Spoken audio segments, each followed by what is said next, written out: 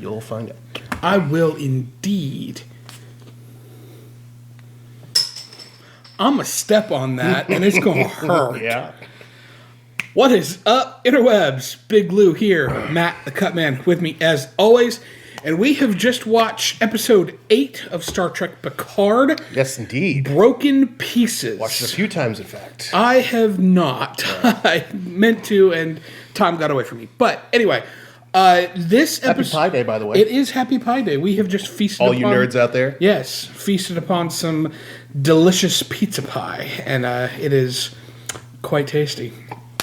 Anyway, this episode, I'm going to go ahead and start. I know I normally kick it over to you. Please. But I think this episode was the episode that people like me have been waiting for since the beginning. Because it is...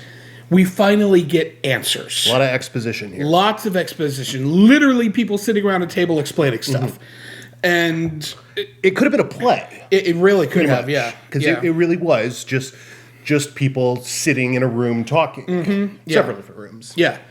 And it was... I'm not going to lie. This episode started really slow for me. And it wasn't until about the halfway point that I was like...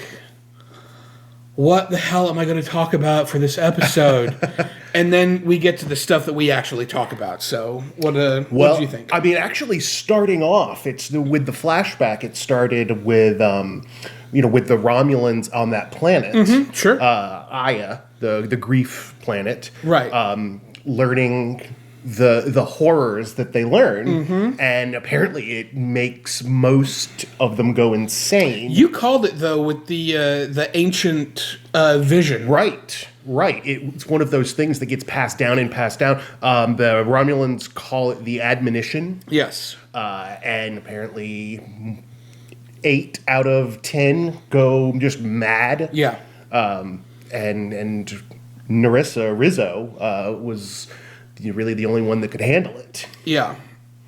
Her and O. And I'm wondering if we finally get the answer that O is not full Romulan. She's half Vulcan. Right, Romulan Vulcan. Yeah, which I know you had said that there had been allusions to Romulans doing mind melds before, but I was talking to another friend of mine, and he couldn't remember. He doesn't know Trek nearly as well as you do, though. But we find out this is how she's able to do that. And I also like that when Dr. Girardi is explaining what happened, that the term mind meld wasn't used, because it's not something that would be in popular culture. Yeah. Of their popular culture. You wouldn't know this Romulan or Vulcan technique. Yeah, for sure. It's odd that Picard didn't use the word, though. Maybe, yeah. Because you would think he would know what a mind meld is. Yeah, I'm sure he does. But I'm sure he's seen the movies. Yeah, he's British. So, yeah. Do you know Giblet and Sullivan? Are they new? I haven't met all the new crew members yet.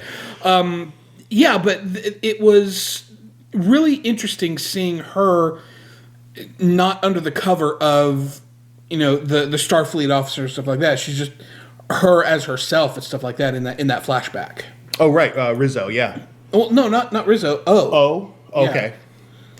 Oh right, because she's a plant. Yes. Head of Starfleet security. Yeah, and we can only assume she was the one that sent the signal to Captain Vandermeer. Yeah, no, they say that it was. I think it's alluded to. I don't know. If it was alluded to, it was alluded to with a very obvious. It was her wink, because when Picard says it was O that sent you the message, Rios is. I guess in my head he nodded yes, and then maybe didn't say anything. It's one of those where there's two conversations going on at the same time, because Picard's talking to Soji. The lead name, because Picard's talking to Soji, and Rios is talking to Raffi. I liked how they cut that together too. It was really, really good. Yeah, I didn't really notice that until I watched it the second time. Yeah, and it really sunk in. Yeah. So what else you got? The hollows. We get all the hollows in that one room, and that's kind of when this episode almost lost me, and I'm like, okay, I see what they're doing, but we're on episode 7. We need to get somewhere. And then we did get somewhere. And yeah, no, I liked that we finally meet the Hollows and find out why they are who they are and stuff. Because they've been scanned, or they scanned Rios. Yeah. And it's all kind of part of his subconscious psyche. Yeah. Parts of his personality, broken pieces, as it were. I love that the engineer is Scottish. Yes! And I actually had paused it and kind of went back and just tried to figure out the engineering is Scottish, navigation's Irish, the hospitality one is just in a very proper tone. Yeah. Doctor is English. Yep. That's 5. Well, and then the tactical. Oh yeah, and he's apparently Spanish. Yeah. Yeah. That's not even a language. I like how they all have names based on their acronym. Mm-hmm. Like Emmett is engineering. Right. And then the other ones. Enoch, Ian, right? Emmett, and Emil. Yeah, Emil. Yeah. So that was really cool and really well done by the actor. Oh, dude, he's got the most meat of any of the characters so far. He's got the most stuff to really have fun with as an actor in this episode, in this season, really. Yeah. So I really enjoyed all of that. It was good to see, that type of diversity. And we got a bunch of backstory on Rios. Yeah, for sure. Serving on the USS Ibn Majid. And I liked how they didn't just give him backstory just to give him backstory. His backstory played into the current situation, even though nobody realized that it was going to. And it's been a long burn as well, because in when we first meet him, he's talking about how he doesn't want to get to know Picard and doesn't need another captain whose blood is splattered all over a bulkhead. Yeah, yeah. The Ibn Majid is apparently it's a curiosity class. I don't know what that means. It's new to canon. Okay. If you look at the little insignia on the box that had all of his stuff, it looked like a sovereign class, which is what the Enterprise E was. Right. But I looked it up, and apparently it's curiosity class. Gotcha. So, and we've never seen that before. Right. Very cool. Yeah, I thought it was neat. I want to jump and talk about the new Borg Queen. Oh my! All hail 7 of 9. It goes back to some of the episode. It goes back to some of the episode arcs in Voyager that she had, where she's truly fighting the call of the collective. Right. And she has the term, the conversation with Elnor, where he says, well, you could just release them when we win. And she goes, they won't want to be released. Yeah. And I won't want to release them. Yes, she knows, much like an addict would, how treacherous that road is.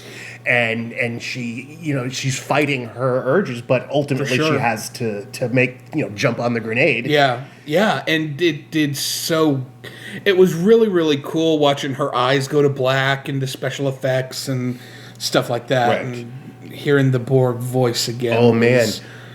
What gave me chills is when she goes, he's like, are you going to assimilate me now? And he's like, no, Annika still has work to do. Exactly. I liked that as the Queen, when she was the collective, that distinction where she's like, are you going to assimilate me now? And instead of saying, I still have work to do, because she was still the collective, she made sure to reference the fact that the collective is saying Annika still has work to do. Yeah. And I thought that was that precision to detail in the storytelling and the dialogue, I loved it. I thought it was great. She's seeing her as the Queen, the thing that she was terrified of for so long. That really, chicken came home to roost. Oh yeah. So is your prediction that the cube is going to come to Picard's rescue and decimate all the That I think so, because they have it now. Yeah. So what are they going to do with it? And the question is, are they going to go retrieve all those Borg that were jettisoned? Because we know from First Contact that they can live in the vacuum of space without any sort of suit. Is it possible that they're going to transport them back onto the cube and have a fully armed cube? I don't think so, because of her reaction to them getting sucked into space. I think because they were still in stasis when it happened, that they're gone. I think that they needed to be woken up properly through the reanimation process in order for them to have their full range of abilities, if you will.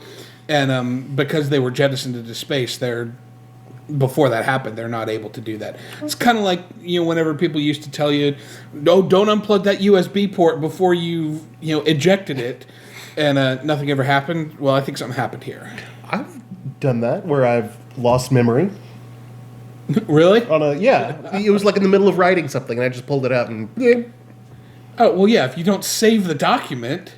Yeah, it was in the middle of doing it, and I just kind of rushed. And don't rush, kids. Take your time. Sit up. Yeah.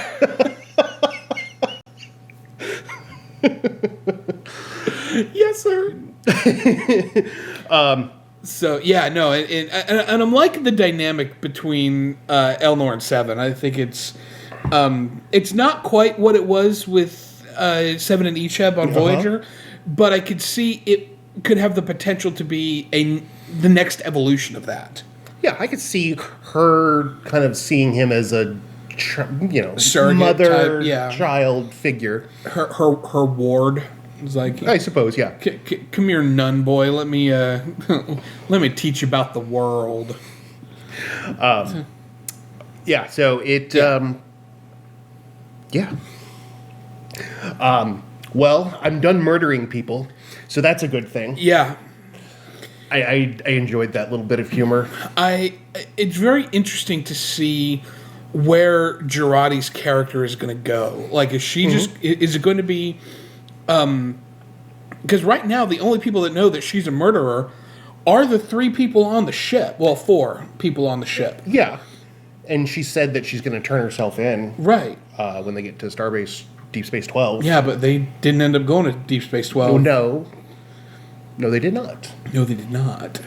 So, do you think that's going to be a running trope throughout the rest of this season? Because we're heading into the penultimate, which is just fancy way of saying second to last. Do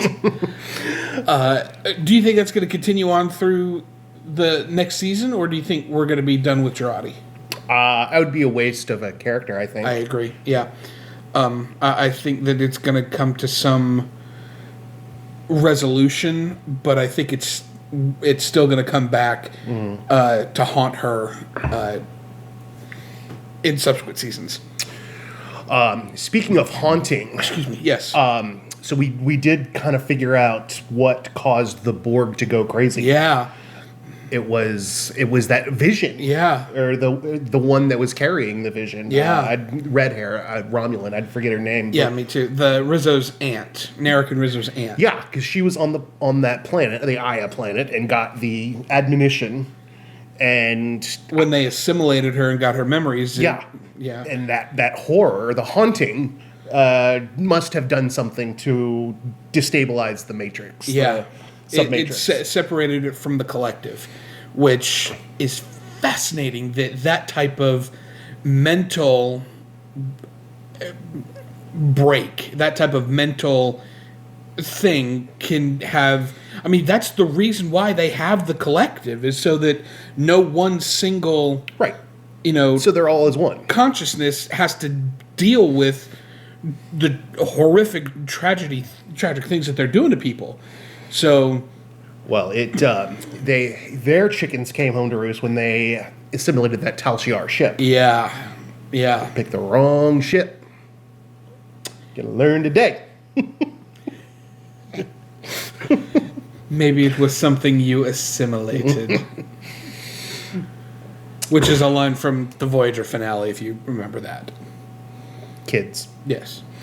Well, that's... Is that all you got? That's what I had. Those were my thoughts. Like I said, this episode, the meat of this episode is really in the last 20 minutes of the episode. When it all comes together. Yeah, when they start having that, come to Jesus meeting, basically, about, this is what I know, what do you know? This is what I know, what do you know? And they all actually put their cards on the table, and we finally get answers. And Picard's meeting with Clancy. Yeah. Oh, yeah. When he's like, this is quixotic. Yeah. The windmills are turning out to be giants after all. Yep. Shut the fuck up. Yeah. I'm sending an armada to you. Yeah. Yeah. No, it was. So, do you think? I try not to. That we're going to get, seeing as she said she's sending an armada, you think we're going to get a glimpse of the Starfleet or possibly even the Enterprise? No, I don't think so. You don't think so? I don't. I think that it will. If they do it, it might be similar to the way they did it in Discovery, when you see the Enterprise in just the last shot of the season. Maybe. I mean, Picard has made such a point throughout the whole season of saying, this all started when I left the Enterprise. It's like, I left the Enterprise to deal with this. Uh-huh.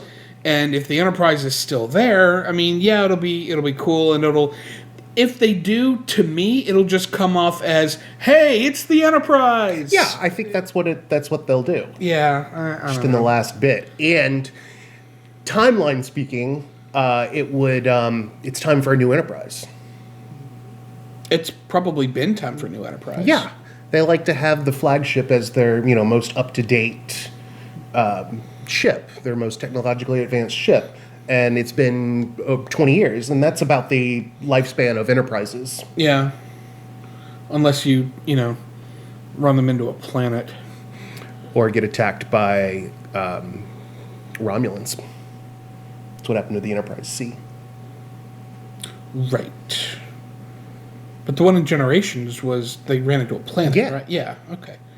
Yeah, the drive section got blown up. And, yeah. And they crashed the saucer into the planet. And when Data said, shit.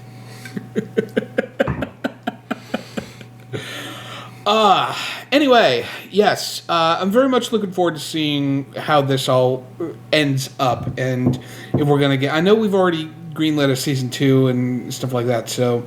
I'm very curious to see what happens from here. 2 left. Yeah. And did you watch the preview for the next one? The preview, no, but I did watch the little sneak peek thing, snippet that Will Wheaton showed us. Well, then I won't discuss the preview. My CBS All Access app doesn't play the. I had to find it online. Oh, yeah, no, I'm not. I found it. Yeah, I'm sure you did. So, anyway, that's going to do it for... I have no friends. You have one. I don't know where he is right now, but I'm sure he's out there. I have a dog. Yes, you do. This one goes out to Turkish, because we know you're watching. He's a good boy. He is. Anyway, subscribe to the channel by clicking right here. You can find something else fun for you to watch right here. And we'll be back next week with the penultimate episode of Star Trek Picard. Today's episode brought to you by beer. Beer for making bad decisions. He's not wrong.